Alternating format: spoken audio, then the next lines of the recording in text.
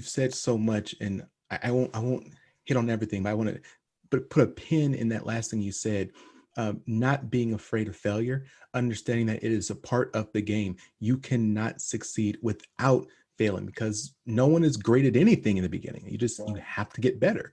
I'll tell you for one example, when I started doing this business, I was afraid initially to reach out for clients. I'm like, what if they say no? What if they don't like me? What if they... And my wife told me, Alex, what if they do say no? There's like 1 billion plus people in this world. There's someone else. If you reach out to this person, try to connect with them, and they don't connect with you, okay, there's someone else. There's always another try. This idea that I'm going to lose everything, I think is somewhat of a false idea, because even if you lose quote unquote everything, you still have time to start back over. And again, unless you die, you can still say, you know what, I'm gonna keep going up. There's so many examples of people of millionaires and CEOs who've lost everything and built an empire back up, because they had those skills, they had those experiences, and they now knew, if I do things it's a little bit differently, it could do it even better. Innovation comes from failure. I mean, I love the story. There's all kinds of stories, but most of us probably know the story of the sticky notes. I got a bunch of them sitting on my desk, right? Sticky notes actually created 3M, the big 3M company, was out of a failure. I mean, they were trying to create a stronger glue, and they ended up creating sticky notes. And so, that was a failure for what they were trying to do, but it became a massively successive thing of what, we all got sticky notes, right?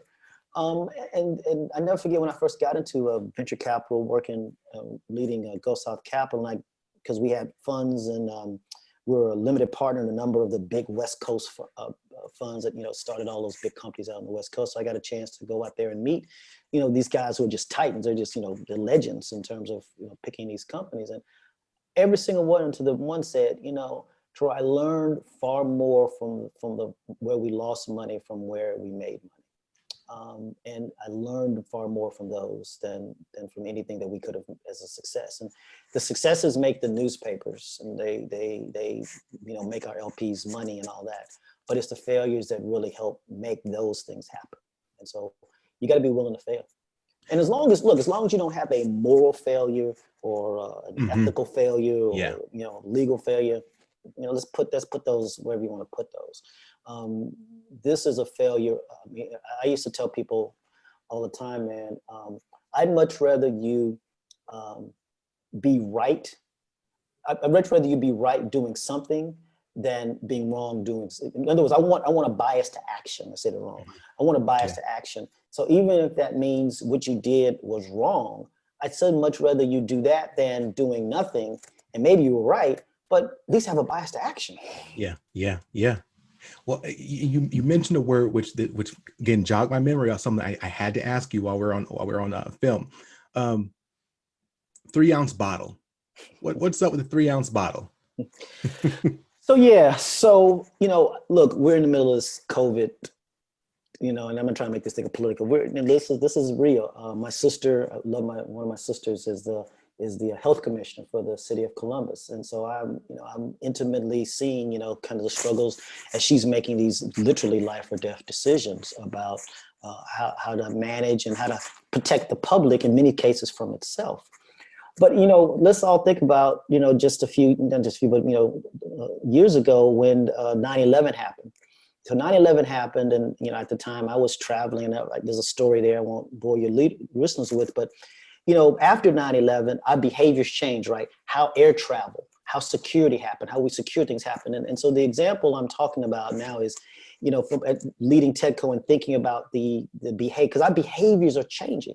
Just like the definition of normal is going to change, and it's changing. The definition of normal, but look, I'm old enough to remember you could show up 5 minutes before your plane took off and could get on the plane.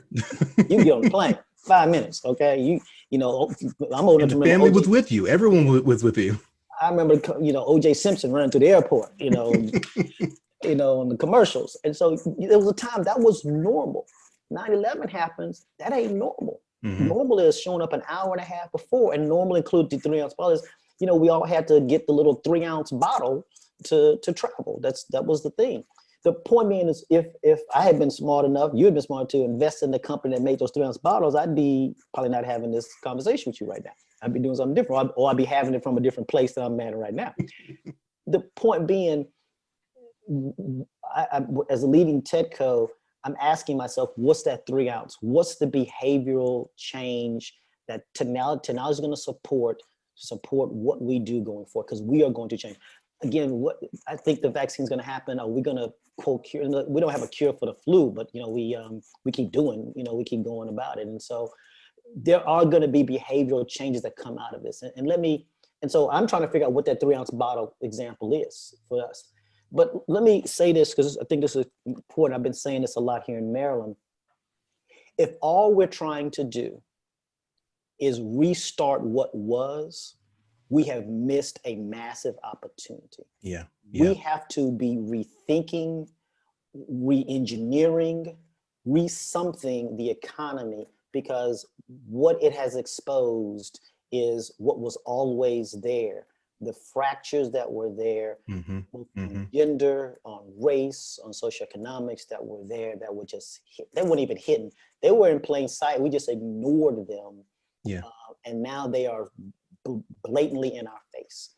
And so if all we do is restart what was, heaven help us, is all I can say. Heaven help us. Hello, everyone. This is Alex Tremble from GPS Leadership Solutions. And if you found this last interview to be awesome, spectacular, and actually you benefited from it, let me tell you, this is only the tip of the iceberg. Visit the alextrembleshow.com, information below in the description, and that's where you'll find the full uninterrupted interview. And I'm telling you, there's so much great content you'll hear from this past leader, as well as all the other leaders we've already interviewed. So remember, don't just look back, reach back. If there's someone who you think will benefit from this interview or any of the other interviews, make sure you share it with them. Click the like, click the subscribe. And as I always like to end all my sessions, stay strong, stay positive, and definitely stay moving.